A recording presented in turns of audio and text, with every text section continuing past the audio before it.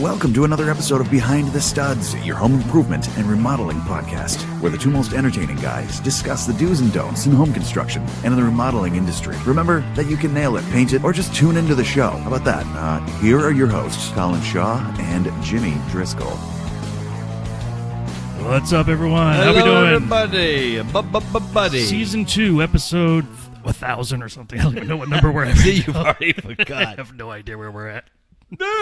Maybe 12 or something. If I had to guess. No, like 6. No, it's more than that. It's 6. It's not 6. All right. I'm It's telling on you. the It's Facebook not 1,000, page. but it's not 6. It's on the Facebook page, and you don't even know. Hold on, it's right on my computer here. Yep, Season 2, episode 12. Wow. Yeah. Where the hell have I been? You slept through a couple episodes. Jeez, I remember think those. so. Yeah. Oh, you saw me nod? Oh, that's great. Yeah. I really love this spot. But, guys, He just kind of drifts off every once in a while. It's all right. It's all it's a right. sugar low. Yeah. Too much bread. Too much bread. Never enough. Out. Yeah, not enough bread, pasta.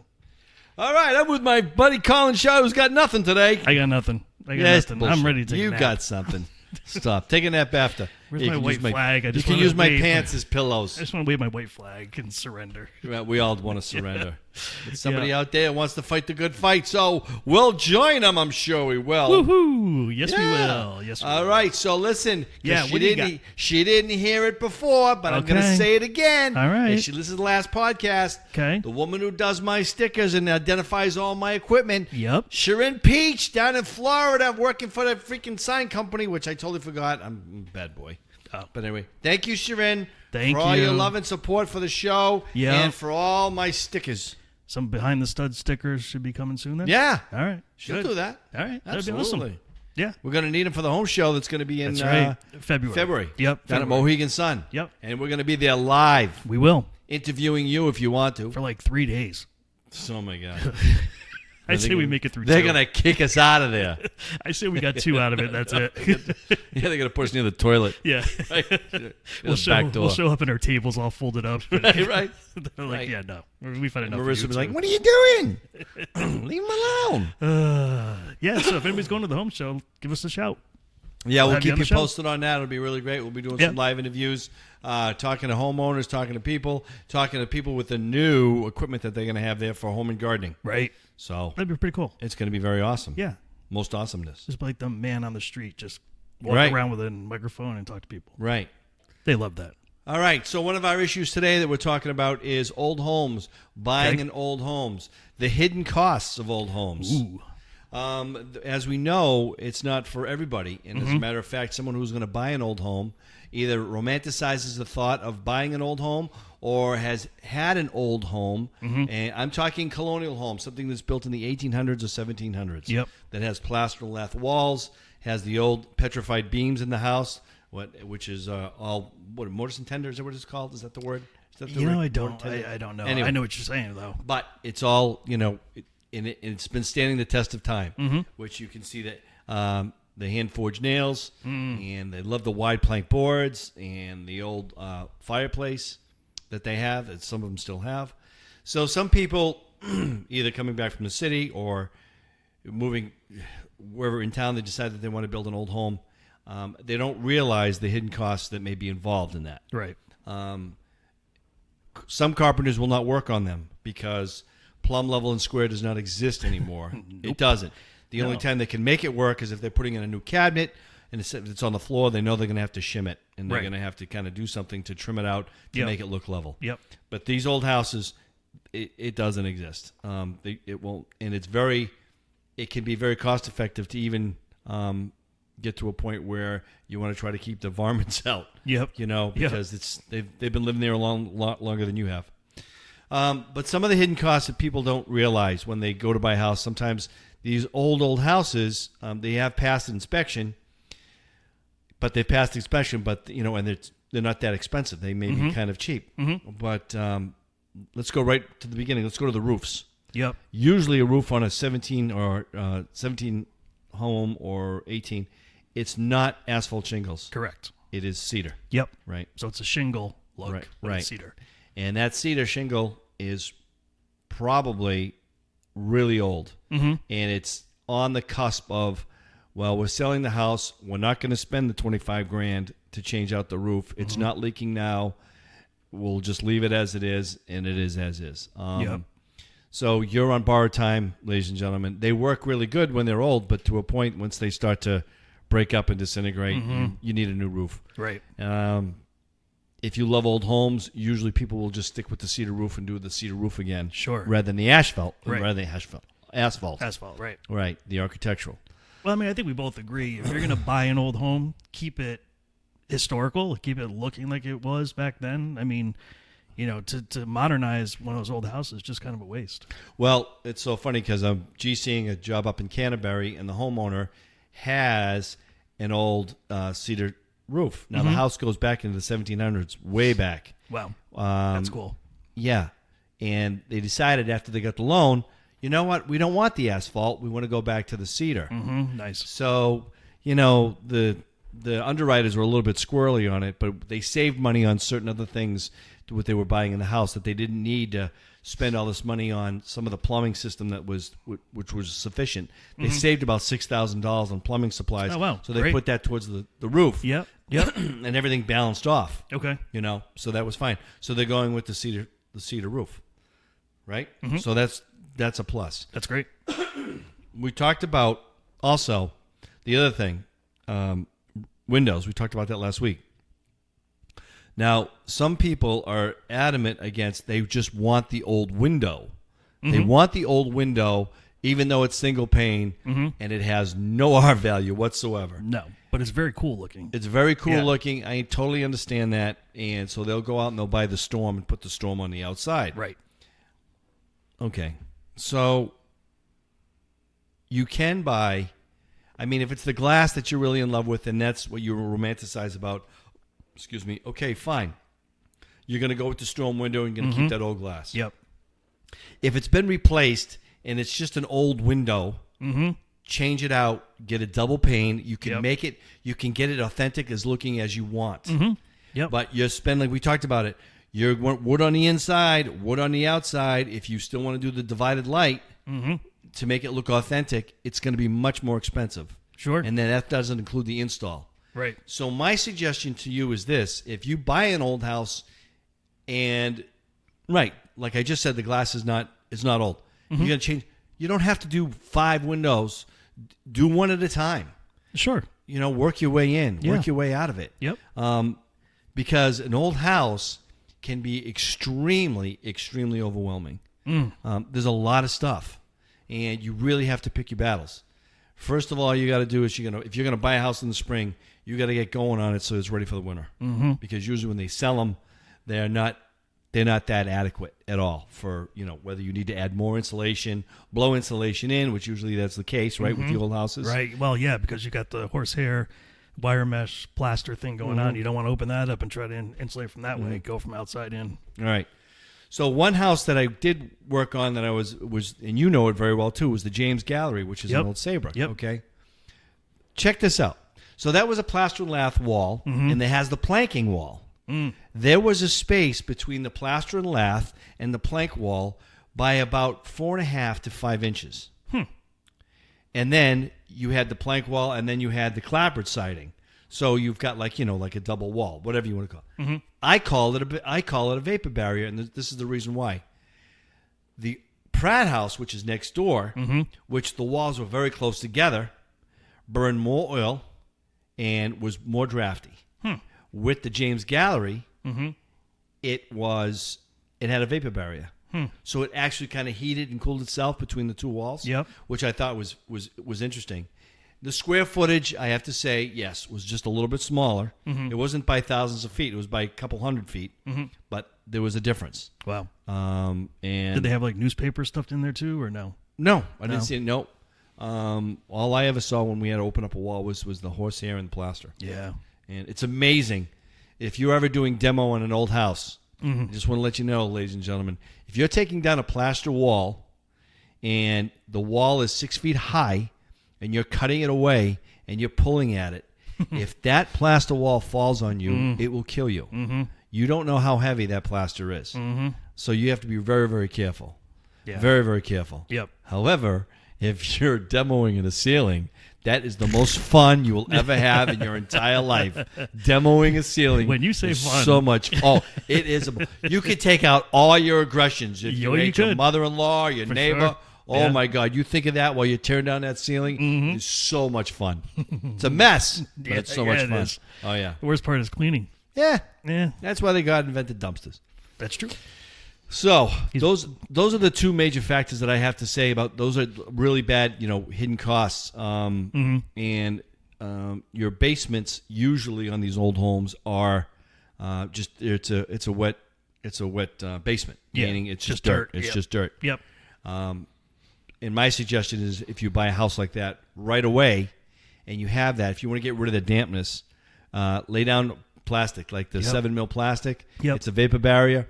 And you'll see such a difference down there. So you won't be getting the moisture coming up through the floor. Right. I worked on a house that it was built in the 1700s, and they flooded. The gutters were bad. We had that really bad rain this summer and in the spring. And the basement flooded a couple times because the sub pump wasn't working. It wasn't plugged in. Okay. So once we plugged it in, this, that, the other thing, and then they get ready to sell the house. This was amazing. They call me and they say, the realtors call me and go, Jimmy, can you go over there? Over by the fireplace, we have some mold. Can you get rid of the mold spores that are on the fireplace, like around the mantle? I said, sure. So we go in there, got my spray bottle, this, that, the other thing, and everything laid down, and I freaking look up. And I'm like, oh, my God. All the rafters in the house, in that room, were green with mold. The whole thing. Wow. Because the space between the floor and the basement, oh, my God. So we took everything out of the room, plastic everything off, used a disinfectant, killed everything, so it was back to normal, and changed out the pumps, made sure everything went, dehumidifiers everywhere, and everything everything was great. Wow. And that's another thing, too. You got to be on your dehumidifiers. You got to be on all that stuff. Air circulation is so crucial in a house like that. Yep. Actually, any house. Yeah, for the most part, yeah. I would think so. Yeah. Do you like forced hot air, or do you like? It's so funny. I was just thinking that for whatever reason why that just came up. Actually, yes, I don't mind it. But you do have to have a humidifier. It's called the one that's popular that I always see is April Air. It's called April AIRE, and that just takes it supplies some moisture into the ducts, so it's blowing out some moisture too with the air. So it's not so dry where you're like the old systems are so dry. they're so dry your nose gets all dried Crusted. out and stuff, And you get sick. You do. But if you add that April Air humidifier to it, much better. So how often do you have to change the filters on those? I don't know. Oh, you don't have it? No, I don't have I thought that. you had it. No. I just have the only thing that I have with ductwork is the AC. So I have oil heat, baseboard heat. All right. Yeah. Okay. Yeah, because But I would think it's a yearly thing. I can't imagine it's anything. I do it more than I would do Yeah? it every 6 months. Because I'm sure if you're asthmatic or if you're sensitive, Yeah. you gotta be on top of that. Sure. Yep. Agreed. And I'm sure it must be worse if you have forced hot air and you have like animals and you have dander, right? Mm-hmm. I would think. And probably where you live. Mm-hmm.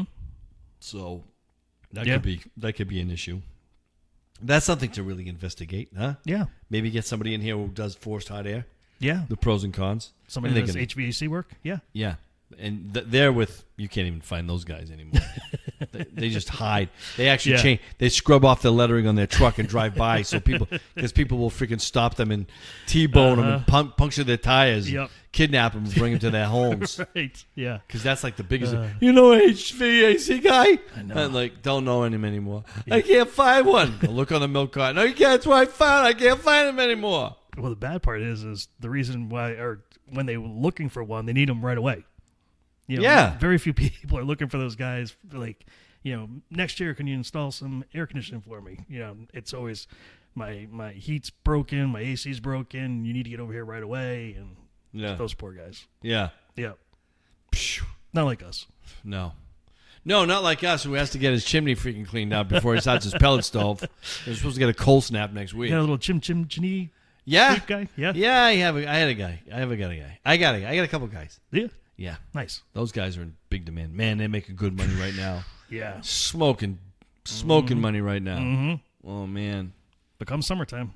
yeah, Not a whole lot of chimney not cleaning. much. No. Do it now. Make your money. Yeah, And sit on the beach for the that's rest of right. the year. That's it. That's what we'll do. That's what we'll do. All right. So I got another show and tell for you, brother. All right. What do you got? All right, so we're coming into spring. I mean, what do we say, spring? Yeah, welcome back to the new world, Jimbo. We're getting into fall. Fall. Yes. And, My favorite time of year. right. So work pants, what I'm looking at. Okay. Now, there is something that I've always liked in the back of my mind. I said, I'm going to try them out. Dickies, the Dickies pants. Well, Dickies now comes out, and I'm sure they come out with them before. I just never really paid much attention to them. But they do have a work pant. Okay. A carpenter's pants. Yep. I'm going to put my bifocals on here, my big ass ones. I got a pair of the wash ductwork dungarees, which are the loose original fit. The reason why I like them is because not that they're just carpenter pants, but they got really good pockets for the carpenter. Yep. And they're like a loose fit, and they're and Dickies. Now, which one is that? Is that Dickies or is that Carhartt? No, this is Dickies. That's Dickies? Yeah, and it's comfortable. I bought them because they're supposed to be comfortable. Yeah. Right? It's Sure. nice material and stuff like Yeah, that. yeah. Nice waist. Yep. I don't give a crap how I look in them as long as I can work with them. You know what I mean? Yeah. Yeah. I was a dungaree guy all the time, but I burned through them so fast. Did you ever put a hammer in that little Yeah. thing? And then yeah, it, it bangs into your leg? No, but it stays until you get up on a ladder and then it freaking falls. And then you're paying for a vase that you just snapped. I just like when the thing just keeps hitting you in the knee. It's Right. like, really? Right. So these are the Dickies right here. They're made with Lycra Okay. technology. Really light, Yep. which is a All right. little bit different. Yep. Yep. Like this. It's got the flex waist because now I'm old and my belly tends to expand from time to time. So now it will flex with my Your freaking pants go with your belly. Yeah. Yeah, it's nice. Yeah. Keeps Nice. my girlish figure. Right. Right. So the other ones that I did grab before are the Carhartts. Now Those the are reason Carhartts, why I never liked Carhartts because I just stereotyped them because all the guys I used to work with in the union and stuff, and then when they had the big thick Carhartts on, Those are nice. they're great. Yeah, they're are. great outside. I mean, you're nice, warm, Yeah. and toasty, but once Yeah. you come inside, Yeah, you're sweating like a Take politician. that thing right off. Yeah. Yeah. So I mean, you're losing your water weight right away. Mm-hmm. So they have a Carhartt pants, which has looks like has a nice fit. Yep. Real flexible, like broken into, nice and soft. Same thing with the nice pockets. Mm-hmm. So I got these. I'm going to try them on this week, and I'll come back and I'll give you a report on the Dickies and the Carhartts for next week. See which one you like the better. What's good All for right. the homeowner, what's good for the carpenter. All right. You know? Yeah. Now, do you have a certain time frame when the pants come on, or a temperature thing? What's your? Here's the situation.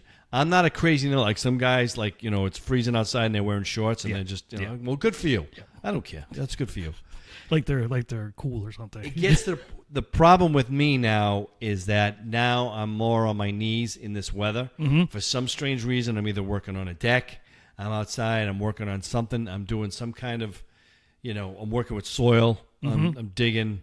Yeah. So I got to put the pants on because I don't like wet knees from soggy weather, all that stuff. Yep. Yeah, for some strange reason, I always end up getting more carpentry work, real hard carpentry work, 911 stuff now. Really? Just before. Yeah. People are now taking and looking at their clapboards right now, and I think I had 4 calls about rotted wood on the sides of the house, and everybody wants it done before the winter falls. Sure. It's right now. Right. Yeah, and No problem with that. No, and what's scaring me now is like people are calling me about painting the house. Right. They just did the construction, and the primed wood is up there. Mm-hmm. Well, it's primed. Let's just caulk the As long seams. as you're primed, you're good. Yeah. Prime the edges and the wood, and See you in April. yeah, absolutely, you're fine. Because the dry time is so low now. Right. There's the moisture in the air.